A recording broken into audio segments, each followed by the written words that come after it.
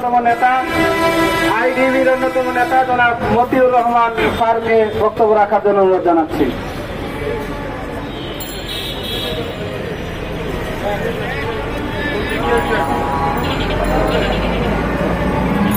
আসসালামু আলাইকুম রহমতুল্লাহ বারাকাতুহু।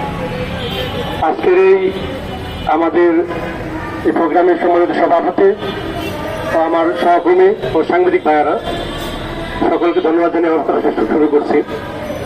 আমাদের দাবি দেওয়া তো মোটামুটি সফল হয়ে গেছে। তারপরে বলব যে আজকে বিশ্ব শিক্ষক দিবস, আমরা যেমন পালন করি মা দিবস, বাবা দিবস, ঠিক আমরা দিবসের দিনে মা রে বাবারে আমরা অনেক উৎসর্গ করি, পরে সারা বছর আর খবর নাই। ঠিক আমাদেরকে আজকে শিক্ষক দিবস হিসেবে সরকারিভাবে সকল কর্মচারী র্যালি মিছিল করে একাকার করে গেছে। কাউকে থেকে শিক্ষকদের আর কোন মূল্যায়ন নাই। সুতরাং আমরা এইরকম মায়া মহব্বত আমরা চাই না।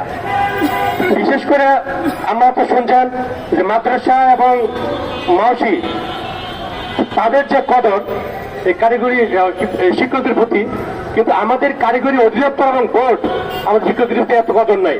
আমাদের সাথে যে বিহেভ করা হয় যেটা মানে ভাষায় প্রকাশ করা যায় না। মনে হয় যে তারা তো ওই জায়গায় আমাদের সেবক, আমরা আছি বলে তো আজকে কারিগরি শিক্ষা অধিদপ্তর বোর্ড আছে এবং ছাত্র আছে বলে আমরা আছি। ছাত্র আছে, শিক্ষক আছে, কারিগরি বোর্ড অধিদপ্তর আছে। সুতরাং আমরা আমাদের যে দাবি যে